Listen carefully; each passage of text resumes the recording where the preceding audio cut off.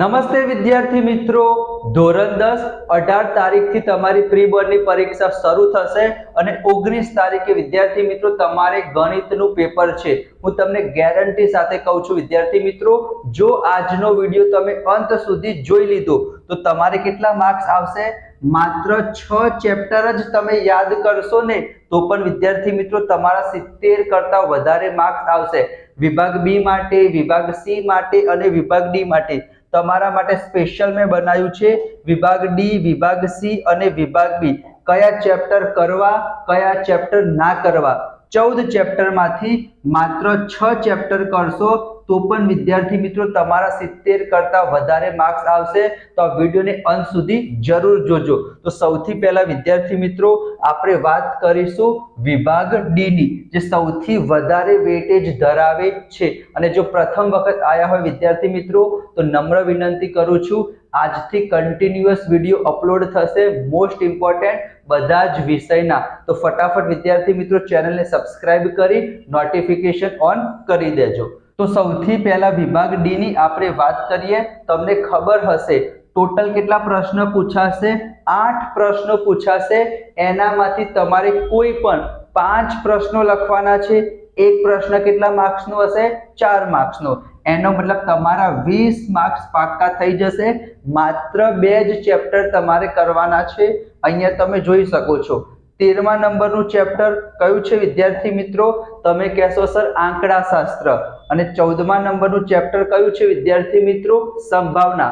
જો તમારે પાસ થવું હોય, સારા માર્ક્સ લાવવા હોય, 80 માંથી 80 માર્ક્સ લાવવા હોય, ટોપર બનવું હોય, આ 2 ચેપ્ટર તો તમારે કરવાના જ છે। 13મું ચેપ્ટર આંકડા શાસ્ત્ર 16 માર્ક્સનું, 14મું ચેપ્ટર સંભાવના 14 માર્ક્સનું। બંને ચેપ્ટરનું વેટેજ 30 માર્ક્સનું છે વિદ્યાર્થી મિત્રો। તો સૌથી પહેલા તમારે આ 2 ચેપ્ટર કરી દેવાના। 13મા ચેપ્ટરના 2 દાખલા પૂછાશે અને 14મું ચેપ્ટર સંભાવના એના 2 દાખલા પૂછાશે। એટલે કે 4 દાખલા, 1 દાખલો 4 માર્ક્સનો, એટલે કે તમારા 16 માર્ક્સ પાક્કા થઈ ગયા।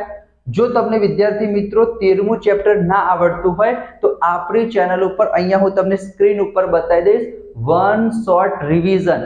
એમાં વિદ્યાર્થી મિત્રો 13મા ચેપ્ટરના 6 પ્રકારની રીત, મધ્યક શોધો, મધ્યસ્થ શોધો, બહુલક શોધો અને 3 ના વિદ્યાર્થી મિત્રો ખૂટતી આવૃત્તિ વાળા દાખલા। એક વિડિયો તમે જોઈ લેશો 30 થી 35 મિનિટનો હશે। એ વિડિયો જો તમે જોઈ લીધો એનો મતલબ 13મા ચેપ્ટરના વિદ્યાર્થી મિત્રો 16 માર્ક્સ એ તમારા પાક્કા થઈ જશે। તો આ વિડિયો વિદ્યાર્થી મિત્રો જોઈ લેજો, ડિસ્ક્રિપ્શનમાં હું તમને લિંક આપી દઈશ। એના સિવાય વિદ્યાર્થી મિત્રો 14મું ચેપ્ટર જે તમારું સંભાવના છે એની પણ આપણે પ્લેલિસ્ટ બનાવેલી છે।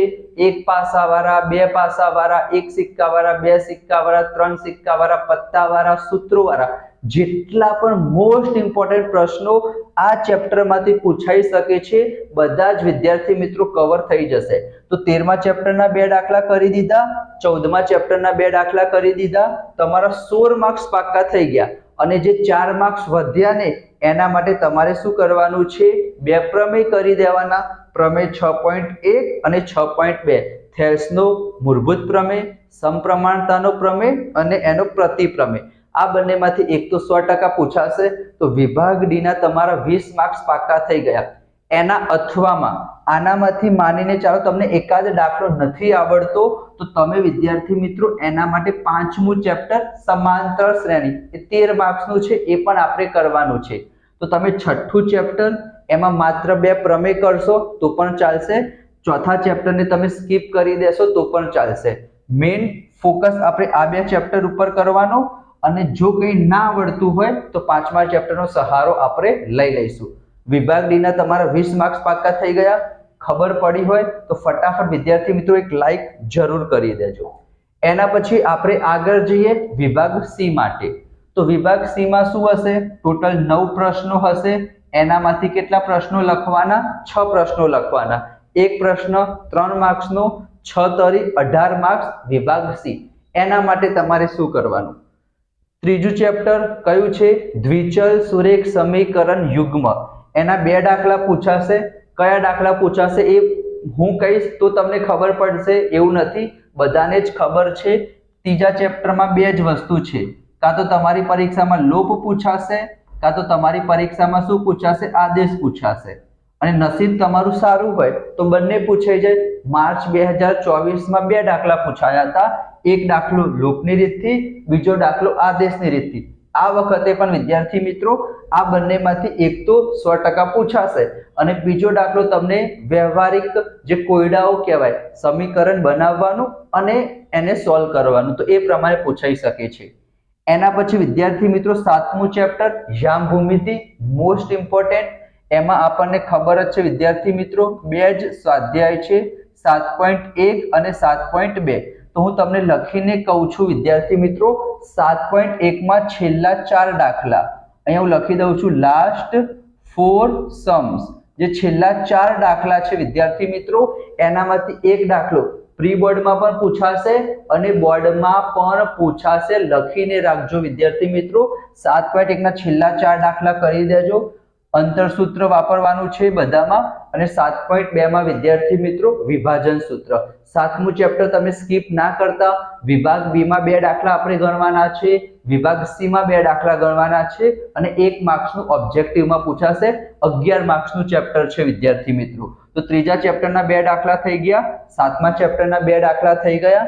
એના પછી 13મું અને 14મું આંકડાશાસ્ત્ર અને સંભાવના, એ તો સર અમને ઓલરેડી આવડે જ છે, તો એનો એક એક દાખલો થઈ ગયો. તો ટોટલ તમારા કેટલા ચેપ્ટર થઈ ગયા વિદ્યાર્થી મિત્રો? 3જું 7મું તમે કરી દીધું, એનો મતલબ તમારા 18 માર્ક્સ વિદ્યાર્થી મિત્રો પાક્કા થઈ ગયા. 13મું 14મું તો ઓલરેડી આપણે કરી દીધું છે. અને એના સિવાય ફરીથી 5મું ચેપ્ટર, 10મું ચેપ્ટર તો તમારે આખું સ્કીપ જ કરી દેવાનું છે. 5મા ચેપ્ટરનો એક દાખલો તમે ગણી શકો છો. આનામાંથી એકાદ દાખલામાં જવાબ ના આવતો હોય કાં તો બીજો કોઈ પ્રોબ્લેમ હોય તો એક વખત ચેક કરી લો. વિડીયો ચાલુ છે ને વિદ્યાર્થી મિત્રો? ઓકે, ચાલુ છે. તો આઈ હોપ તમને ખબર પડી હશે. વિભાગ ડી એના 20 માર્ક્સ પાક્કા થઈ ગયા. વિભાગ સી એના કેટલા માર્ક્સ પાક્કા થઈ ગયા? 18 માર્ક્સ. એટલે કે ઓલમોસ્ટ તમે કહી શકશો કે 38 માર્ક્સ પાક્કા થઈ ગયા. માત્ર 4 ચેપ્ટર, 13મું 14મું અને 3જું અને 7મું. હવે આઈએ વિદ્યાર્થી મિત્રો વિભાગ બી તરફ. વિભાગ બી એમાં કેટલા પ્રશ્નો પૂછાશે? 13 પ્રશ્નો. એમાંથી લખવાના કેટલા વિદ્યાર્થી મિત્રો? 9 પ્રશ્નો. એક પ્રશ્ન 2 માર્ક્સનો. તમારા કેટલા માર્ક્સ? 18 માર્ક્સ. ચલો હવે આપણે શું કરીશું? બીજું ચેપ્ટર, એમાં મારે કંઈ કહેવાની જરૂર નથી, તમને ખબર જ હશે. 2 પ્રકારના દાખલા છે અને 2 દાખલા પૂછાશે. દ્વિઘાત બહુપદીના શૂન્યો શોધો, સંબંધ ચકાસો. એક એ દાખલો પૂછાશે, એના અથવા તો ના કહેવાય, બીજો કયો દાખલો પૂછાશે? તમને શૂન્યનો સરવાળો અને શૂન્યનો ગુણાકાર આપેલો હોય અને કીધું હશે દ્વિઘાત બહુપદી મેળવો. સ્વાધ્યાય 2.2 એના 2 પ્રશ્ન છે, એ જ પૂછાશે. તો અહીંયા તો તમારા બીજું ચેપ્ટર બહુપદી એના 2 દાખલા તમે ગણી લીધા. એના પછી 5મું ચેપ્ટર સમાંતર શ્રેણી. આ ચેપ્ટર થોડું મોટું છે પણ ગણીને 4 થી 5 સૂત્રો છે વિદ્યાર્થી મિત્રો. તમે આ ચેપ્ટરના 5.2 અને 5.3 વ્યવસ્થિત કરી લેજો. એની બહારનું નહીં પૂછાય વિદ્યાર્થી મિત્રો. જો તમારે બેઝિક ગણિત કે સ્ટાન્ડર્ડ ગણિત હશે તો CBSE માં થોડું એડવાન્સ પૂછાય છે, પણ તમારે ગુજરાત બોર્ડમાં માત્ર ટેક્સ્ટ બુકના તમે સમ કરી દેશો, બરાબર. એમ કે 2 અંકની કેટલી સંખ્યાઓ 7 વડે વિભાજ્ય છે, તો એ લોકો 7ની જગ્યાએ 5 કરી શકે, 6 કરી શકે. રકમ થોડી બદલાશે પણ વિદ્યાર્થી મિત્રો આખો ક્વેશ્ચન એ લોકો બદલી નહીં દે. તો વિદ્યાર્થી મિત્રો તમે 5મું ચેપ્ટર ટેક્સ્ટ બુકના ઉદાહરણ અને સ્વાધ્યાય સરસ રીતના કરી દેજો, બરાબર. 13 માર્ક્સનું ચેપ્ટર છે એના માટે. 7મું ચેપ્ટર યામ ભૂમિતિ, એ તો મેં તમને કહી દીધું. 8મું ચેપ્ટર જે છે તમારું વિદ્યાર્થી મિત્રો, એમાં સ્વાધ્યાય 8.3 કરવાની બિલકુલ જરૂર નથી, બરાબર. માત્ર તમારે શું કરવાનું છે? 8.1 કરવાનું છે અને 8.2 કરવાનું છે, બરાબર. તમે ઓપ્શનમાં નીકાળી શકો છો, પણ આઈ થિંક 8.1 માં શું છે વિદ્યાર્થી મિત્રો? પાયથાગોરસનો પ્રમેય, જે તમને ખબર જ છે. કર્ણનો વર્ગ કરીશું તો શું થશે? અને 8.2 માં વિદ્યાર્થી મિત્રો જે ટેબલ છે sin θ cos θ 0 1/2 1/√2, એ કિંમત યાદ કરી દેવાની, એટલે કે ટેબલ યાદ કરી દેવાનું. તો અહીંયા વિદ્યાર્થી મિત્રો તમારા 4 માર્ક્સ પાક્કા થઈ જશે. અને 13મું ચેપ્ટર ઓલરેડી આપણને આવડે જ છે. તો વિદ્યાર્થી મિત્રો અહીંયા 9 દાખલા તમે આ 4 ચેપ્ટરમાંથી કરી શકો છો. એના અથવામાં તમે અહીંયા જુઓ તો જે વિદ્યાર્થી મિત્રો 13મું ચેપ્ટર છે પૃષ્ઠફળ અને ઘનફળ, એના માત્ર તમારે સૂત્રો યાદ કરવાના છે 13મા ચેપ્ટરના. કારણ કે જે વિભાગ એ હશે એમાં 2 માર્ક્સનું જે જોડકા પૂછાશે, એમાં 13મા ચેપ્ટરના સૂત્રો પૂછાશે. તો અહીંયા વિદ્યાર્થી મિત્રો તમને સૂત્રો આવડતા હશે તો આમાં પણ વિદ્યાર્થી મિત્રો તમે સરળતાથી સોલ્વ કરી શકશો. આ એક્સ્ટ્રા ક્વેશ્ચન છે વિદ્યાર્થી મિત્રો, આ તમારે સ્કીપ કરવાના છે. આપણું મેઇન ફોકસ હોવું જોઈએ આ 4 ચેપ્ટર ઉપર. હવે વિદ્યાર્થી મિત્રો આવનારી 1 મિનિટ ધ્યાનથી જોજો. માત્ર 6 ચેપ્ટર તમારા 70 માર્ક્સ પાક્કા થઈ જશે. આપણે જે કંઈ પણ અત્યાર સુધી જોયું એનું હું તમને સમરી તમારી સામે પ્રસ્તુત કરું તો અહીંયા જો જે તમારું 13મું અને 14મું ચેપ્ટર, 13મું ચેપ્ટર 16 માર્ક્સનું આંકડાશાસ્ત્ર, 14મું ચેપ્ટર સંભાવના 14 માર્ક્સનું. ટોટલ કેટલા માર્ક્સ થઈ ગયા? 30 માર્ક્સ થઈ ગયા. એના પછી વિદ્યાર્થી મિત્રો 5મું ચેપ્ટર સમાંતર શ્રેણી, 7મું ચેપ્ટર યામ ભૂમિતિ, 13 અને 11 એટલે કે 24 માર્ક્સ એ થઈ ગયા. બીજું ચેપ્ટર બહુપદી એ 6 માર્ક્સનું, ત્રીજું ચેપ્ટર દ્વિચલ સુરેખ સમીકરણ યુગ્મ 8 માર્ક્સનું એટલે કે 8 ને 6 14 માર્ક્સ. આનો તમે સરવાળો કરશો તો કેટલા થશે? 3 ને 2 5 ને 6 અને 68. એનો મતલબ માત્ર આ 6 ચેપ્ટર તમે કરી દેશો તો 68 માર્ક્સ તો વિદ્યાર્થી મિત્રો વિભાગ બી સી ડી માં જ કવર થઈ જશે. બરાબર, આટલું તમે કરી દીધું 6 ચેપ્ટર તો વિભાગ બી, વિભાગ સી અને વિભાગ ડી માં તમારો એક પણ માર્ક્સ નહીં કપાય અને 2 પ્રમેય કરવાના છે. તો બીસીડી તમારું કમ્પ્લીટ થઈ ગયું. હવે વિદ્યાર્થી મિત્રો જે વિભાગ એ વધ્યું એના માટે તમારે થોડીક એક્સ્ટ્રા મહેનત કરવી પડશે, પણ સૌથી પહેલો ફોકસ આપણે આ 6 ચેપ્ટર ઉપર કરવાનો છે. અને હું તમને ગેરંટી સાથે કહું છું, વિડીયોને લાઈક કરી ચેનલને સબસ્ક્રાઇબ કરી દો. આ 6 ચેપ્ટર હું તમને સમજાવીશ પણ ખરી. એના મોસ્ટ ઇમ્પોર્ટન્ટ પ્રશ્ન પણ હું તમારી સાથે શેર કરીશ. પ્રેઝન્ટેશન કઈ રીતના આપવું, ગયા વર્ષનું પેપર, દરેક વસ્તુ વિદ્યાર્થી મિત્રો તમને આ ચેનલ ઉપર મળી રહેશે. તમારે શું જોઈએ છે, કયા વિષયના વિડીયો જોઈએ છે, કમેન્ટમાં મને જણાવજો વિદ્યાર્થી મિત્રો. જો વિડીયો તમને પસંદ આવ્યો હોય વિડીયોને લાઈક કરજો, દોસ્તો સાથે શેર કરજો અને સબસ્ક્રાઇબ ના કર્યો હોય વિદ્યાર્થી મિત્રો તો નમ્ર વિનંતી કરું છું ચેનલ સબસ્ક્રાઇબ કરી દેજો. મળીશું આપણે નેક્સ્ટ વિડીયોમાં. ત્યાં સુધી જય Shri Krishna, Radhe Krishna. Thank you so much.